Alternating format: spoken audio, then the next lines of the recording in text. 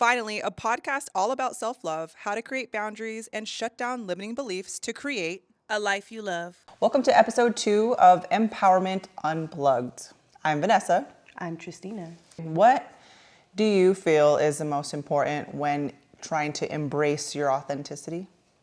Definitely combating limiting beliefs. What are some of yours that you could remember from the past that would hold you back from embracing your truest self? Hearing that, things are just the way they are. One thing would be like my arms. I mentioned to a family member, I'm going to lose my arms. And we all have those. You don't always have those arms. So you're supposed to just, that's enough, accept it, No. forget it. No, and so over the years, I have definitely come to love the arms that I have, but I've also seen a change in my arms. But then there's some limiting beliefs that I've heard along the way from family members, society, people that I trusted that have, caused me to have insecurities and things that I've held on to that kept me kind of like unsure and just in my head. When I was growing up, it was be quiet, calm down. Why are you so loud? Why are you talking about that? Like I would just be kind of like loud and in your face.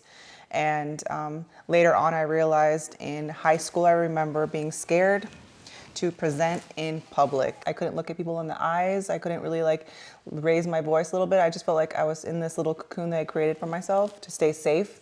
But now I'm understanding with going to school and like stepping into the broadcast lifestyle that I actually love it and that I'm comfortable in this space. And so I'm exploring it. But to get to that spot was scary, like stepping into finding what feels good for you when you've been told over the years, like who you should be, who you shouldn't be, has been a journey.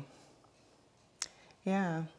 So now that we're kind of like stepping outside of that and letting go of those limiting beliefs, do you feel like in that space that you've needed to set boundaries? Absolutely. I think you're going to hear, oh, that's crazy. What is she doing? Indirectly, directly, you'll hear it. But it's kind of like you have to learn to block it out. So boundaries, meaning either you eliminate those folks in your environment, the access they have to you, or learn to just know that people are going to say whatever they want to say. It doesn't mean that you have to take on that. You don't have to own it. You don't have to believe it yourself. Like once you hear it and say it's true, then you've already accepted it. And that's when it becomes something that you own and now it's in you. That makes me think about something that it took me a really long time to understand is when people are telling you to be quiet or to, stop that side of you or like kind of shut some of your things that you like to do down. It's not so much because of you, but it's something that's within them that you're triggering and either reminding of them of the stuff that they've either failed at, that they wish they could do. And so that being said, we really have to get to a place where we're able to say, nobody cares. But nobody cares. Like, how freaking awesome is that? Rather than being like nobody cares, like, darn it. Like, I wish they were to care. I wish they were to, no, it's like, nobody cares. That means it's a free for all. Right. You get to wear what you want to wear, get tattoos if you want to, color your hair, just be more authentic. Yeah.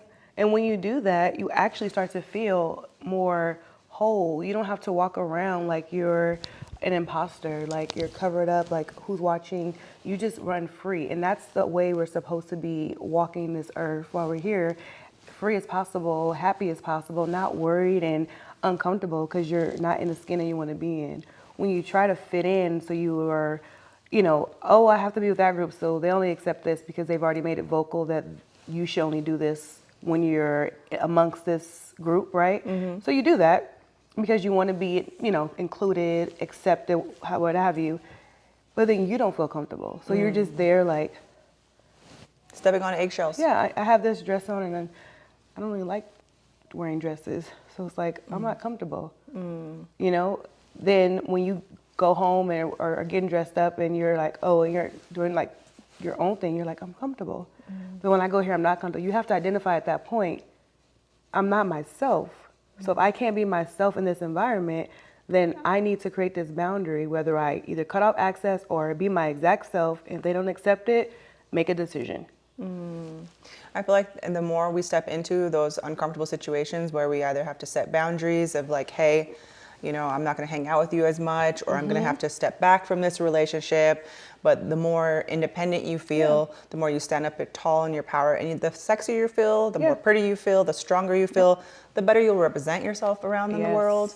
The cooler scenarios you get to experience, like meeting people like you, for example. Hello. The first time you walked into that room, I'm going to keep saying it over and over again on this podcast because it was pretty impactful. You were like, this is who I am. This is where I used to be. This is where I'm headed. And I was just like, heck yeah. That's it. She's empowered. She's headed towards her goals. She's killing it. Let's be friends. And there we are. So here we are. And that's what it's all about. Like, I feel like people get, if you're in a situation where you feel like you can't be yourself because someone is, like you said a little while ago, like insecure within themselves because of how you're showing up, right?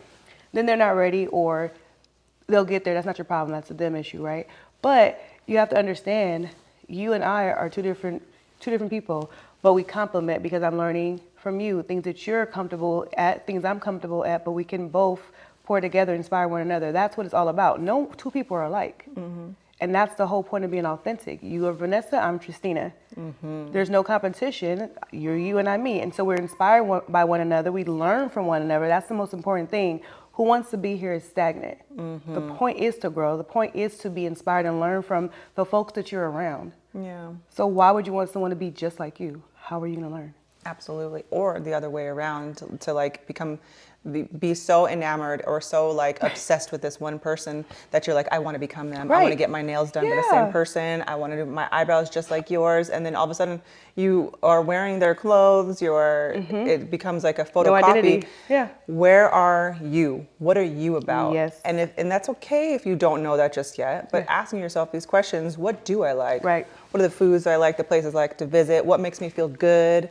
What should I continue to say no to? And maybe starting off with just the first no. I don't know. Yeah. Right. And it's very powerful. It's uncomfortable, but very much so powerful and necessary, because once you say that and get used to it and stand on it, because you can say no, but then teeter-totter back. But once you stand on it, then folks start to understand, like, this is serious, and she's not playing, he's not playing, and so then they understand how to respect it. And it also gives them a moment to understand they can't keep being that way towards people, not just you. It kind of gives them perspective of how they're acting and why you probably said no, if they're willing to learn and change.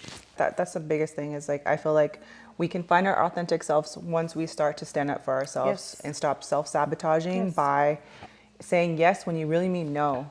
And taking those steps. And hell yeah, it's uncomfortable, and you might lose some friends or family members, but if it feels good to you, I always say, like, if it feels good to you, I say embrace it. And that's going to make you feel fulfilled. That's going to have you walking around in your highest potential, evolving at the highest you can evolve, and then just being in a happy spirit. Because if you're not who you are, then here you are shielding and not being your authentic self, and then you'll never get to be able to reach your highest potential. What is the point of living in a world where you're living for others? Because one day those others are either going to move away, pass away, or move on from what you have to offer. And so what are you left with when your kids leave? What are you left with when your parents are gone?